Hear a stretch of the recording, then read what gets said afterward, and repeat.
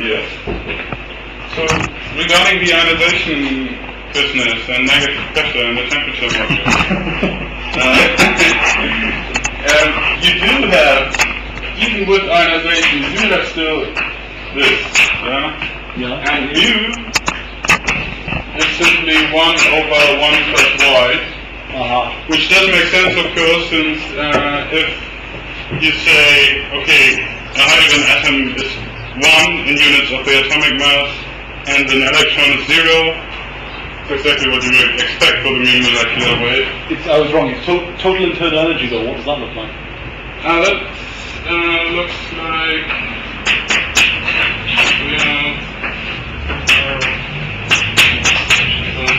I know what I'm thinking. It looks like this. Mu naught is a constant. This is mu is the same as this one. And so it's 0 at t equals 0 and y equals 0. No, y equals 0 not necessarily, but at t equals 0 it's 0. So it doesn't get negative either. And the point is not a big deal, right? The point is at absolute 0, this has internal energy. At absolute 0, at t equals 0, this has internal energy. Right, at t equals 0, it just goes away. And this, in fact, also,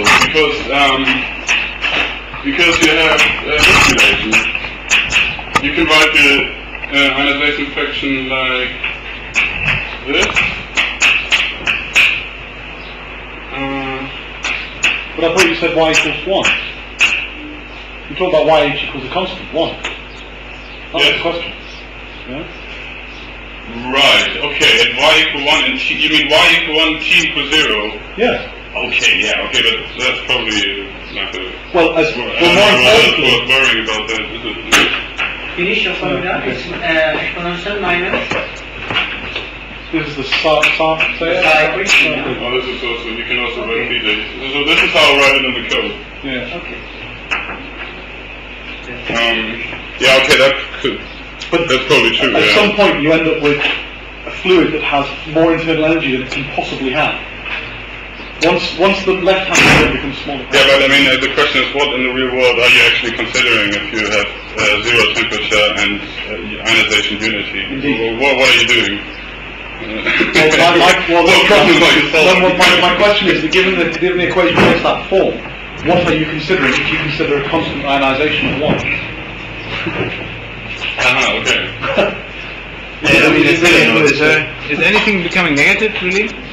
I can't remember where, but somehow when you rearrange that, there's some equation where the total internal energy appears, and it's that minus the... I checked most of the formulas, and I mean, even that doesn't really become negative, does it? It becomes... No. I mean, that term becomes positive, but there's somewhere else in some equation that you end up with something that it's minus the pressure. Suppose you ask, for example, what's the temperature at 0 pressure? Then that must be a negative temperature. Yes, negative temperature. What? That's it. You get a negative temperature. What? When? If somebody asks what's the temperature at 0 pressure? 0 pressure. That's it. You get a negative temperature. It's still not true. It can't be true. No, you get negative internal energy. Look at the equation. They're proportional to each other. No, you don't get. You get negative internal energy. Yeah, but then that's probably true then. And that doesn't matter, right? Yeah. So what? I mean, negative internal energy is not a big deal, is it? Right. Okay. And I mean, most of the fundamental principle of physics somehow, right? But no, when do you ever calculate such a thing? Well, we're doing Newtonian physics, aren't we? Indeed. No, but there's somehow there's an anomaly in the equations that it exists even. That's all. No, maybe. I thought it came worse than that. I mean, there are lots of equations, like for instance, actually, which I haven't done before with the entropy formulation of the ionization stuff. You can almost have relations that are almost identical to the ideal gas equations, except for like the factor. For instance, Cf would be gamma p over rho. Yes. But then there's an alpha here, which is I think thermal compressibility or something, some expression. And so, and all these extra factors. They're all 1 at y equals 0 and y equals 1, so there's really nothing. I checked most of it and there's really no problem.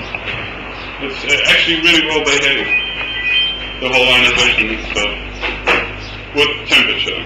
And okay, that also might explain. That's of course the prime motivation why I switched to temperature module, because in terms of density and temperature, y is just you can get y via a simple quadratic equation. Whereas if you involve density and entropy, you have an entropy and density dependence here and here. There's no analytic solution, so you can't get around iterating. And that's actually, I mean, it works okay, but it's inherently unstable, I'd say, because the entropy, for instance, contains terms like ln y and ln1 minus y, which do get infinite at some point, and you have to make limits, and and of course it's a lot slower. So, and this actually works fantastic with temperature module. It's really cool. And of course everything is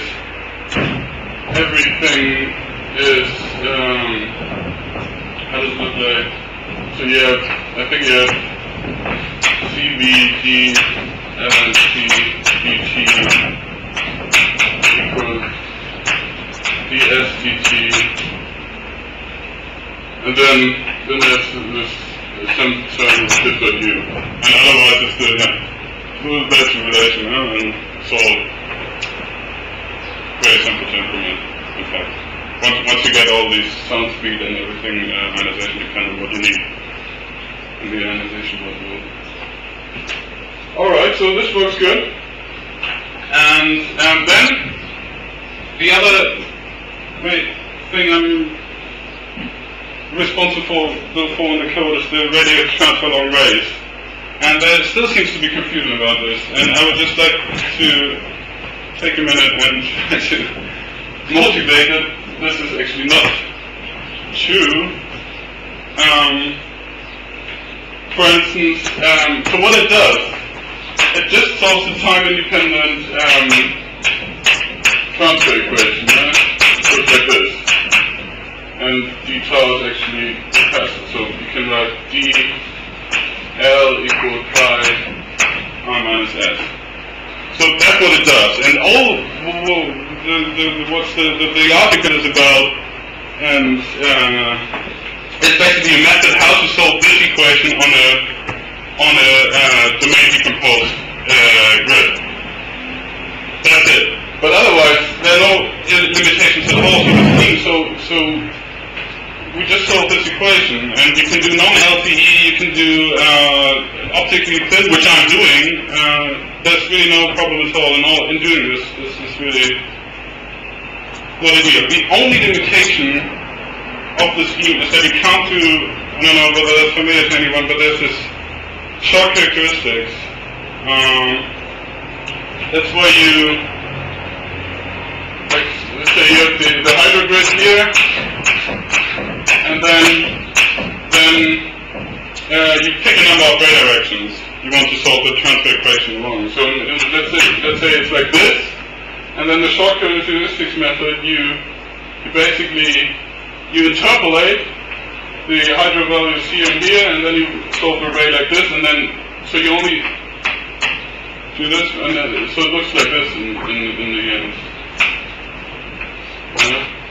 So you terminate rays.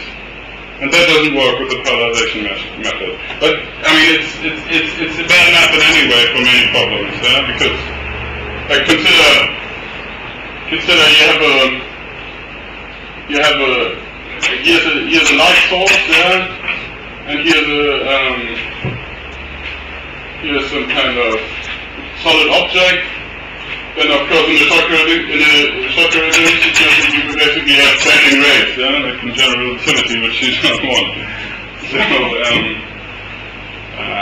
So okay, I mean, on the other hand, for some problem I guess it's okay to use short characteristics, that's really the only limitation there is, as far as I know.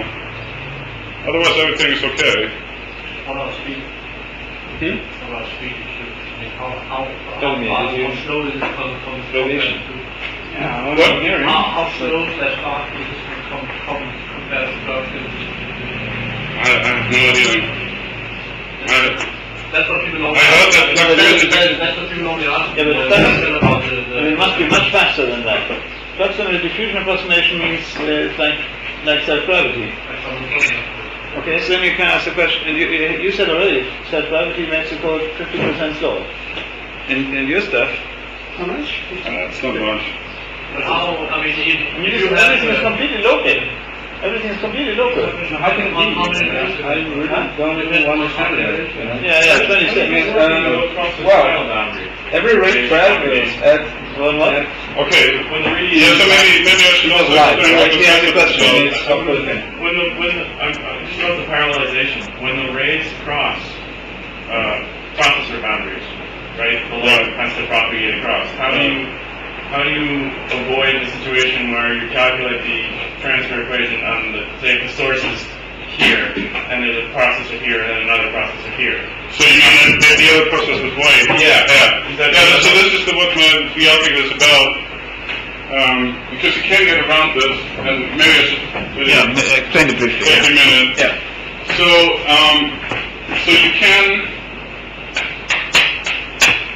you can write the transfer equation in integral form. Yeah? You can write I from tau 0 e to the minus tau 0, and then plus or minus tau 0 tau prime minus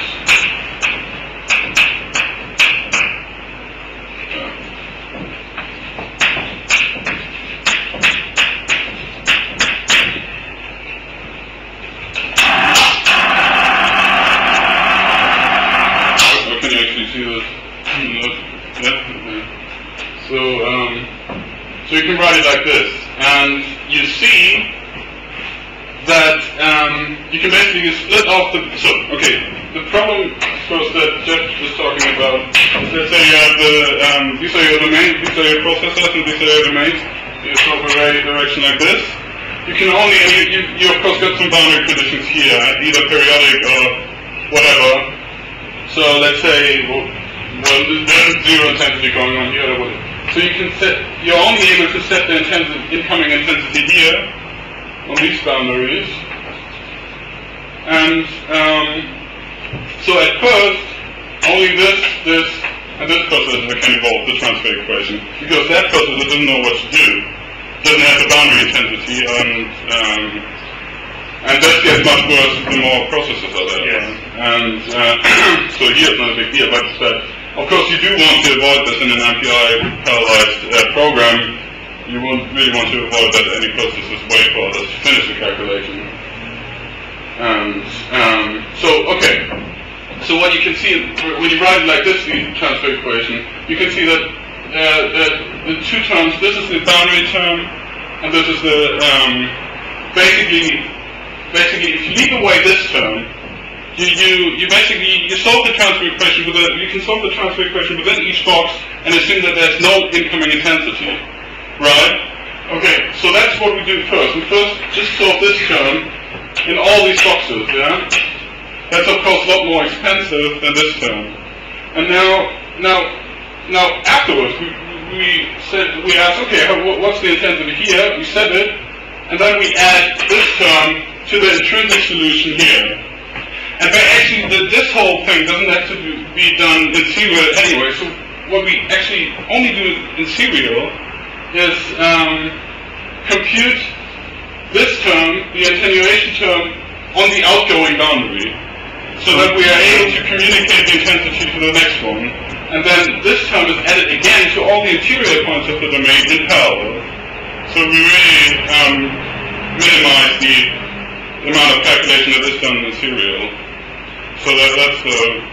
So you mentioned that it works for known LTE too, right? I think so, yeah. Just yesterday you told me that you were not sure about it, so... Yeah, I thought about it, and I think there's really nothing that should... I mean, LTE has a fundamental function, right?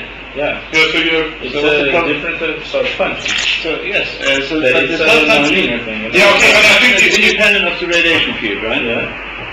So I think the point is... more complicated. Yeah, the point is No, that... yeah, but it has nothing to do with other processors. You can do it locally. Then, I mean, physically speaking, I don't see how it can work for optically thin things. Okay. Because what's Optically your thin or what? yeah thin? What's your time step constraint? No, time step constraint. Because how does this radiation business affect the time step? It doesn't. No, not I mean, at there's all. a cooling time, of course. Not at all. Well, there's a cooling time, and if you have radiated pressure, there would be a time step constraint from that. But he doesn't consider that yet. Well, the point is that radiation travels at the speed of light. Yeah, so right? for him it's So infinite. it's infinite. It's Okay. infinite. So it's like Which asking means what's the that, time step constraint of an incompressible cold. Yeah, but the point is that then If the sound speed is infinite, wouldn't then be the time step constraint zero? And in fact, this constraint is not there. That's the answer. the point is that how it can be local. You know, I mean, how can it? You assume that How can it be? What is moves so fast. You assume that radiation moves so fast that it gets into equilibrium before. Yes. You literally take a photograph of the radiation, And it's just like called now, LTE. and now evolve as if it was. No. No, I don't think that's LTE or non-LTE related, actually. It's a different question. I mean, LTE means that S is equal to B. That's somehow the absorption and scattering are somehow proportional to each other, or the ratio is equal to the temperature to the force or something. Yes, which means you have a Boltzmann distribution. But it doesn't really say anything about how negligible the fluid velocities and sound speed and whatever else is compared to the light speed of light, right? I mean, that's not directly related. No, the point is that relatively speaking, everything will be evolving much faster than the hydro things which are constraining your time step. It moves infinitely fast. Yeah. Not only much faster, it moves infinitely But faster. this equation isn't time step. This is evolve the time step, take a photograph of the radiation field, then evolve the time step in the presence of that radiation field. Take a snapshot, then evolve, then Okay, evolve. I see the point. So in I other mean, words, you can't do time-dependent radiative transfer with this. Yeah, I mean, maybe it's possible, I don't know. Right, okay. So But as long as your problem admits to do time-independent radiative transfer, you can also do it non-LTE. okay, so this is the equation, right?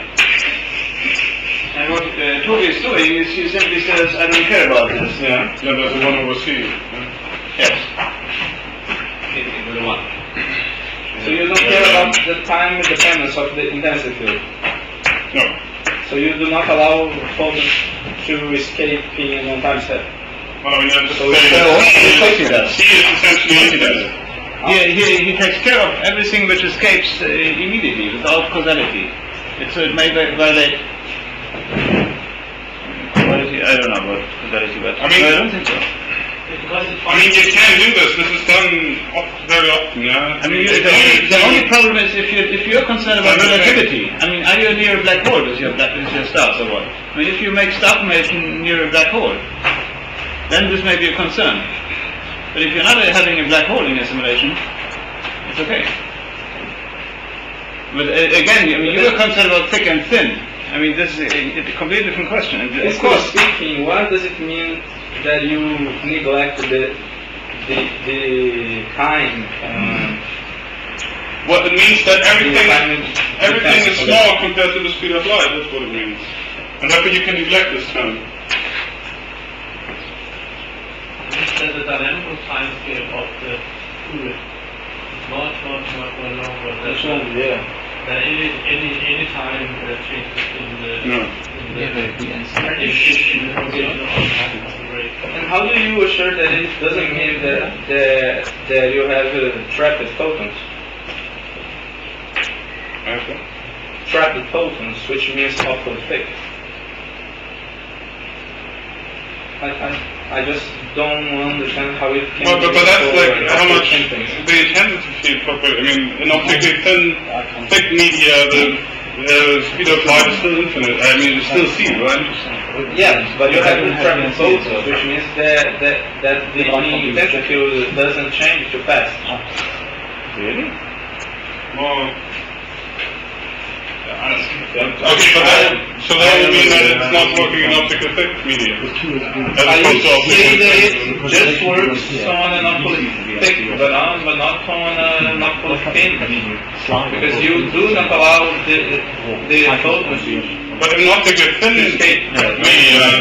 Answer him?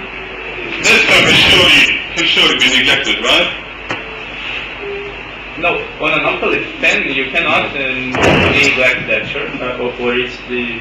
I mean, it's not only me that's doing that. It's like it's done all the time. It's a standard thing. It's a maybe this whole thing is not applicable and it's totally wrong. But it's a thing. If you assume that it's okay to do this, then the method doesn't get in the way. It's a standard thing that just works on optically thick things. No, I don't think so. That's not true. It's just the Bechdel equation. It works everywhere. The other approximation. the flux limited diffusion thing, that works only in optically thick. No, flux limited. The diffusion approximation, that's an optically thick, and the flux limited then also works in optically thin. But this is surely much better in optically thin meter than the flux limited diffusion approximation. Yeah. I mean, this really has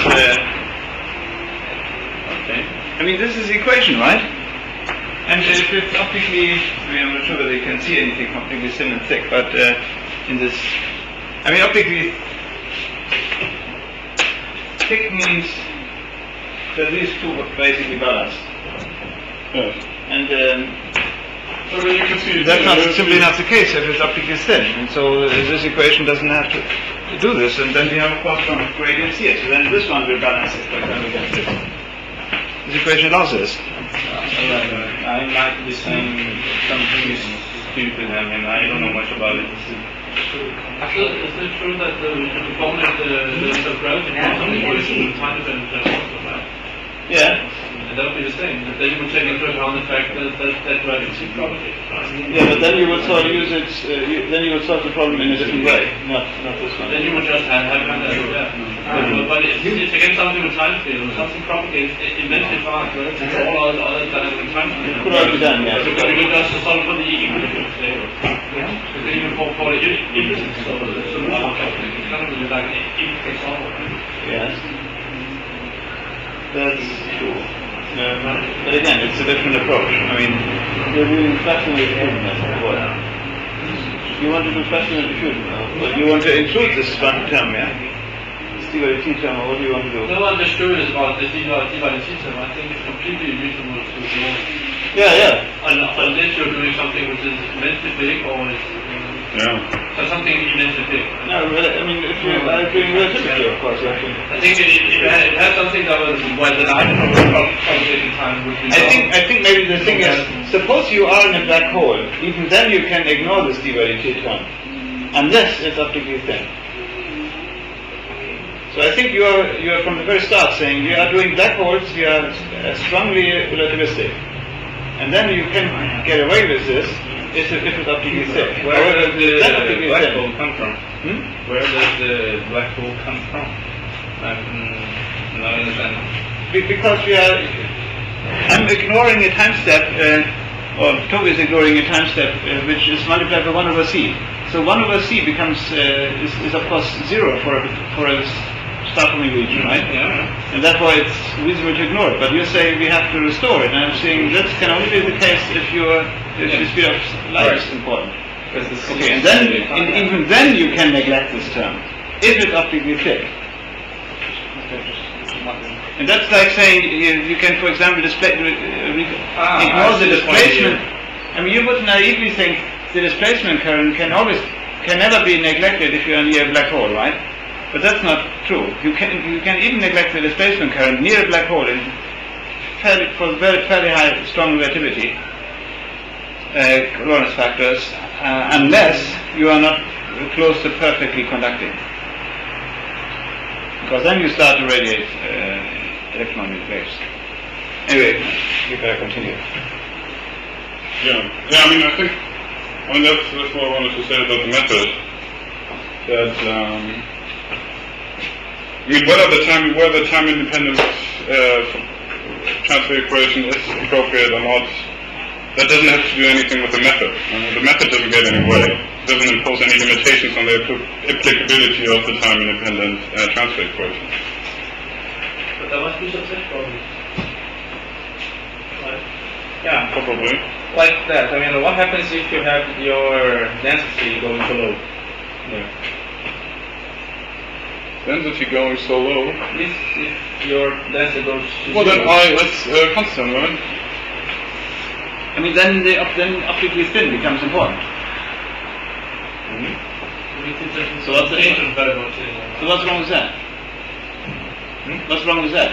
I mean, as I said, this is an equation which is valid in optically thin and optically thick. So you're now asking what happens if it's optically thin? Yeah, and then of course you have optically thin solutions. What you were saying there is that the 1 over C thing is near zero. What I'm saying is that what happens if you have then both sides being near zero there? I see what you mean. No, oh, okay. What? I mean, Yeah, sure. like That this, is right? the other one. So EI is constant. Right. Yeah, fine. Okay. Yeah, continue. So, yeah, I did benchmarks a while ago, but I don't have access to them. But it's not, it's not, oh, maybe I do. They are all published, of course. Yes. Tobi, in your papers, I guess you consider some set problems also, right? Not really. No, if you look at this periodicity and stuff. Yeah, okay, but that doesn't address the question whether it's okay in optical thin or thick media. The thing is, I mean, it has to be like a 3D set problem, too, really, because if you do something in one year, I think this method and the substitution will get basically the same result. It has to be kind of a multi-dimensional problem, right? Yeah. And we had actually a problem at one point, right? Yes. Why was it? Yeah, because we interpolated, I think we approximated S as a linear function of tau. So of course you don't know the time dependence of, the tau dependence of S. So you have to make a polynomial approximation along the length of the ray. And actually this is not true, so you write it as but if you approximate S as a linear function of tau, then you get problems in optically thick layers, because when it's optically thick, somehow the second derivative of S is impossible.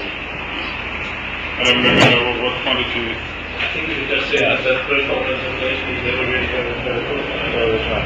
Yeah, but I mean, especially in this case, we can actually show that, okay, in order to get the diffusion limit in the optical thick limit, you have to have the second derivative of S.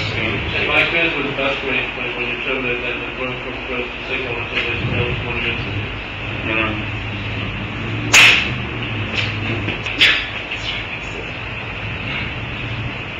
And I mean, you can also see, so what we actually saw from the tensor field is Q equal I minus S. Because, I mean, the energy equation is flux divergence, and that is I minus S over d omega or something, yeah? So we typically say this is Q, and then we write the equation in terms of Q, and then this looks all the same. We get a Q here, a Q here, but here we get ds d tau. And if you write it like, so you're really interested in Q, then you can see here that linear approximation is really bad. I mean, because it's just constant then. Yeah. So we do second order. Alright. Yes, and now to some applications.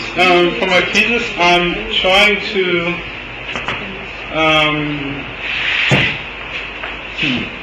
make a... okay. I'm trying to simulate this. And so this is the sample Umbra. I mean, I guess...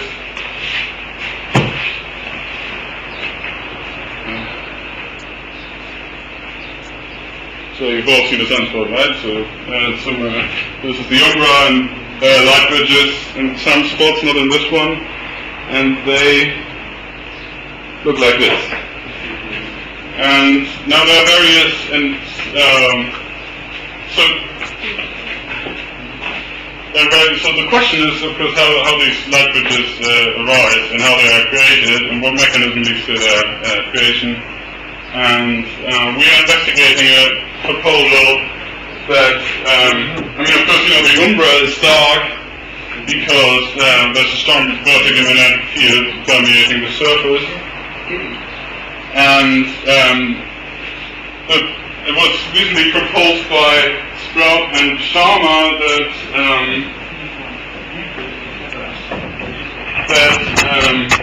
these light bridges are produced by field gaps below the surface. So you have, let's say you have the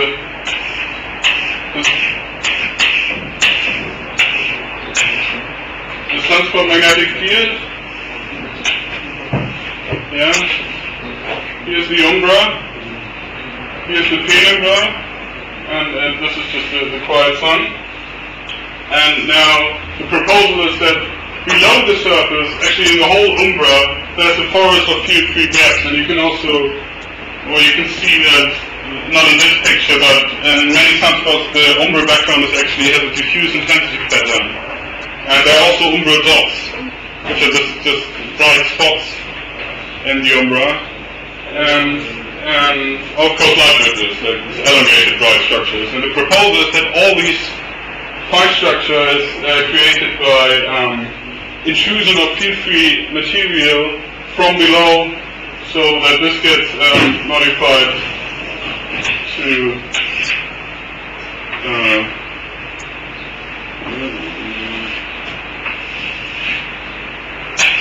like this, somewhat, sorry. And then there's a field-free, so this would be a light bridge. Along the light bridge would then go into the blackboard, the length of the light bridge. Okay, so this is the idea, and it was not only proposed by,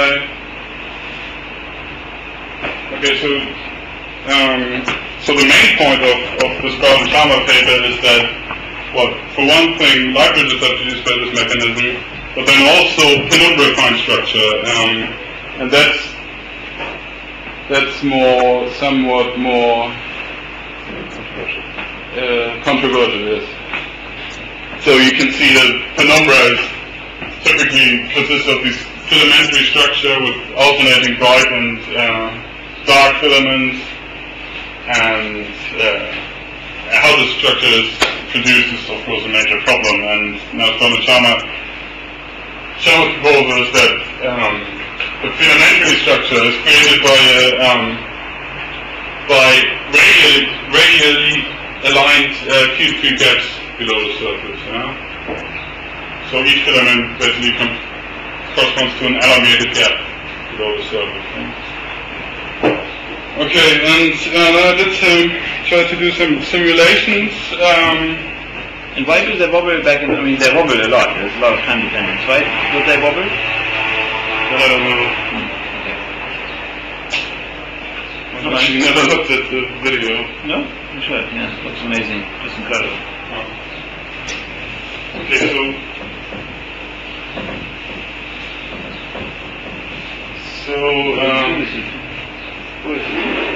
now we'd like to. You are now. Are you doing PNP as well? No. Yes, 20 try. Okay, so my simulation setup looks like. Well, basically, I take a pure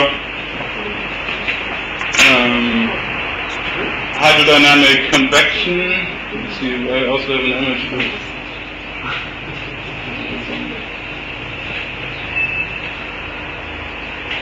What? No.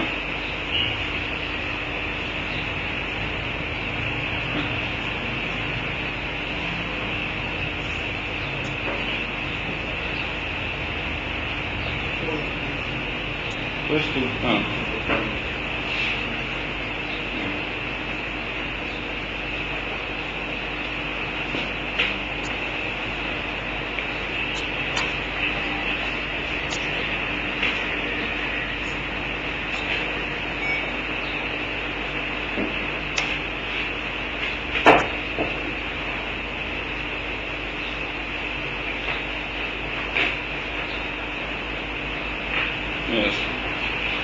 So I start out from the pure hydro run, where you see typical granulation pattern and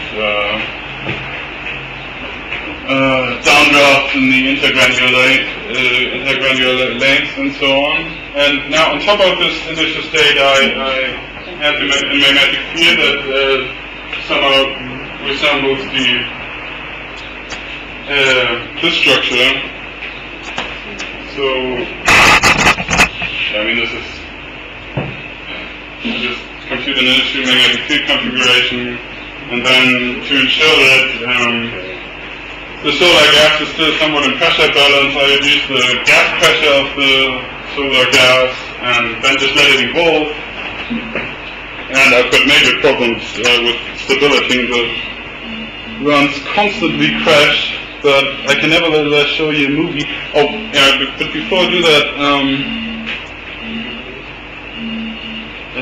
let's see. So one particular interesting feature of these light bridges is that also they have fine structure, right? And for one thing, they appear to be elevated above the umbral floor. But you can also see there's a thin dark line over there. You can see it running along the length of the light bridge, and also various dark lengths, smaller ones perpendicular to the length. And so the question is, what this dark line suggests. I mean, what's the mechanism that how this dark line is produced? And because the first guess would be that it's a local downflow, and its darkness has the same reason why intergranular lengths are dark. But one more goal is to show that this is actually not true. It's not a downflow; it's just an optical effect that comes about because the density is increased. Somehow the increase of density in this cusp region here, that leads to reduction of optical depth, and then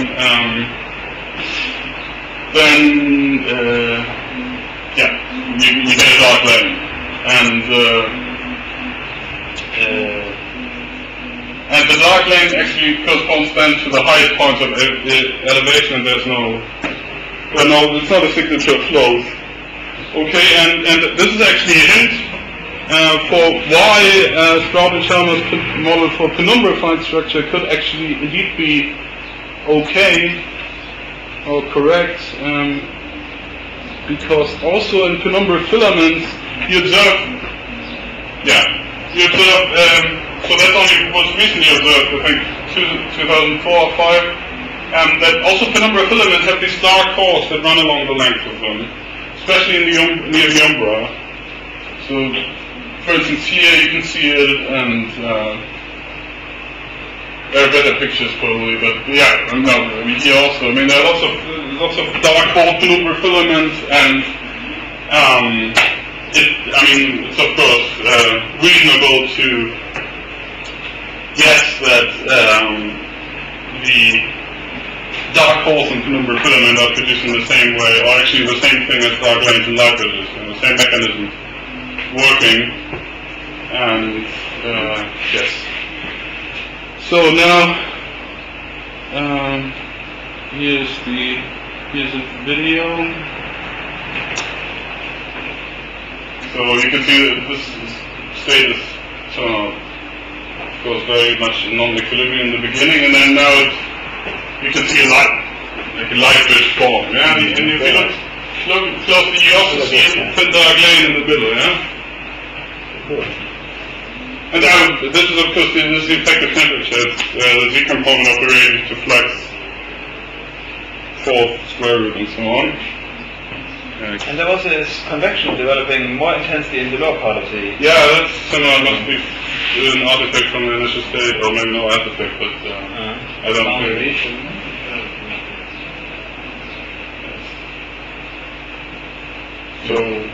So then, I didn't look quiet in the pictures, but still, you can see the mechanism probably. Yeah, that leads to this. Where's the surface? Well, it's you can see it here. I mean, intensity, right? What? That's intensity. that's intensity, that's at a fixed height, yeah? So the surface is, Is that a temperature? it's effective temperature, so it's basically radiative flux. And It's what's not the going same on? as temperature. Oh, that's it. It's therefore not the same as temperature. It's therefore not the same as temperature. It's simply high in the vertical direction. So my laptop is hibernated. All right. Or the square root of the I flux. guess that's the end of the talk. Well, but this was actually with 6 ray directions. So what I'm doing is I solve As opposed to 4 rays. 26. As opposed to 26, because let's get 36. Yes. So I only solve along coordinates. So now I'm doing neuron with 18 ray directions, and it looks good. It actually works. So in emerging intensity, you can actually see that which ray directions. How do you weigh the product you use? Yeah, that's- by rate. Do you use Ovis suggestion? I remember Ovis asked me once, told me that I should wait and then anyway we could come to solve the problem. Yeah. So what you do is, so you write. So basically, it boils down to approximating. So you want to. It's just 1 over 4 pi g omega, so that's what you want to evaluate, and then you want to approximate by some wj, qj, where j denotes the direction. And so our method is now to plug in, instead of plug in spherical harmonics up to a certain order and require the weights to get the correct solution. And the other weights, then they can be negative or what? Yeah, and that's a major problem. They can be negative, so they're actually strong. So and they get negative pretty soon. So you can't have a grid where you have, like, for instance, dx equals 10 dz or something that we will get negative weights all over the place. So it's very, this is strange. I mean, maybe this method, maybe better methods than this with the spherical harmonics. Because the other extreme way is, of course, to just add them all together, right? Yeah, just say WJ equals 1 over n. 1 over n, exactly. Yeah. And somehow that's much more natural. You have You some do idle What? time problem, don't you? You have some idle time problem, right? As in the relative transfer, you have to wait for some processors to. I mean, in the upstream direction, there is some waiting time, right? Yeah, but that's what I discussed already, right? The amount of calculation that is done, the amount of calculation that is done is perhaps 1% of the overall calculation. That's a low thing, that's true. But then, like, how would it change if you solve it on a nested unit? What about that? And how much more idle time would it add? Oh, no difference. It would be completely trivial, I think. I haven't thought about that. But, I can't even see any reason. It would be actually completely trivial. Short. Yeah, because you just do the radiative transfer on whatever mesh you have. yeah. And when it's parallel, they like the rest of the mesh. You only need to communicate the boundaries, and that is probably very likely that it's still negligible amount of calculation. Yes.